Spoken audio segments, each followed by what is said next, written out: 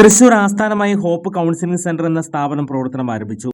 Hope psychology counselling സെന്ററിൽ കുട്ടികൾ, കൗമാരക്കാർ, മുതിർന്നവർ, പ്രായമായവർ എന്നിവർക്കായി സമഗ്രമായ മാനസിക സേവനങ്ങൾ, എല്ലാവരുടെയും മാനസിക ക്ഷേമത്തിലേക്കുള്ള ഒരു പുതിയ യാത്രയുടെ തുടക്കം കുറിക്കാൻ Hope counselling centre, opposite Saroja hospital, Shoranur road, Thrissur. Palakkad ഉപതെരഞ്ഞെടുപ്പിൽ ബി.ജെ.പിയുടെ രക്ഷാധികാരിയായത് പ്രതിപക്ഷ നേതാവ് വി.ഡി. സതീശനാണെന്ന വിമർശനവുമായി മന്ത്രി പി.എ. മുഹമ്മദ് റിയാസ്. മത്സരം യു.ഡി.എഫും ബി.ജെ.പിയും തമ്മിലാണെന്ന പ്രതിപക്ഷ നേതാവിന്റെ പ്രസ്താവനയാണ് ബി.ജെ.പിയെ രണ്ടാം സ്ഥാനത്തേക്ക് എത്തിച്ചതെന്നും ബി.ജെ.പിക്ക് നഷ്ടപ്പെടാൻ സാധ്യതയുണ്ടായിരുന്ന വോട്ടുകൾ സതീശന്റെ പ്രസ്താവന വഴി അവർക്ക് ലഭിച്ചുവെന്നും റിയാസ് പറഞ്ഞു. അല്ലായിരുന്നെങ്കിൽ ബി.ജെ.പി മൂന്നാം സ്ഥാനത്തേക്ക് പോകുമായിരുന്നുവെന്നും അദ്ദേഹം കൂട്ടിച്ചേർത്തു.